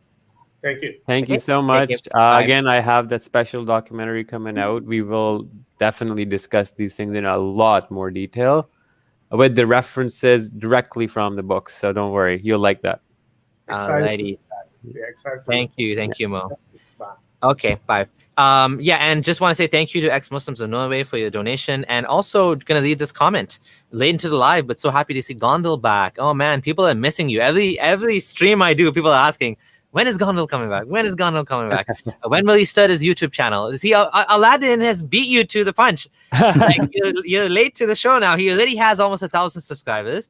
people are asking. I understand that it's one of those things where if you're not going to have time to dedicate, then you kind of feel like, why bother, right? Is that what it is? That's basically what it is. Yeah, Right? it's like consistency, motivation, and a lot of things going on in life. It's just finding time and then having family and all that stuff. Yeah. It's just because you think the algorithm forces you to make daily or weekly uploads to get more views, and I just can't sustain that load. Yeah. That's the problem. Exactly. I totally just figured, I'd rather just put in a video every now and then. I don't care about the algorithm. I don't care about optimizing it at this point. Just put out videos, man. Like, just do it. But also, if it's gonna be a headache for you, don't get into it. Like, like I might have, what I'm thinking of is like I might have these projects that I do, like this epilepsy project I'm doing. I might have another project where I discuss comparing Islam to prior. I answer from an anthropological lens, like, but those projects, like, I make one video a year or like every 6 months or every 3 months, like kind of Sharif Gaber style, because I want to do it good, and I have like a standard or a certain scope in mind. Like when I make my channel, it's gonna be more like an investigative documentary style, but I want it to look like that and not like So that's a few things. Yeah, that's definitely the difficulty with YouTube, is it takes a long time to grow. And in the beginning, you're uploading videos with like 50 views, 100 views. It just takes, it can feel like a drag, especially if you're just starting. So, and of course, Abdullah Gondal always comes on the channel anytime, and we have a shared audience. We have a lot of fans of both of us, which is great. I mean, Abdullah Gondal was one of the earliest interviews I did. And, right away when he called me, I felt an instant connection to this guy. And of course, his wife as well is also ex-Muslim. So that's also awesome as well. So yeah, it's great. And any final words? I did already promote Apostate Aladdin's channel, but I'm just going to recommend it one more time. Do check out his channel. Any final words from you, Aladdin? No, none to share. Just thank you for inviting me to this. This has been fun. I'd love to join another time. Awesome. Okay, guys. And look who we have. Hey, how's it going? Need to get you on here again for one of these. That'll be fun too. Actually, let's try next one, the last 20. Maybe if you can have him and have a laugh too. Oh, yeah. And Ridwan, I gotta say, like, honestly, straight up, I've been loving your videos.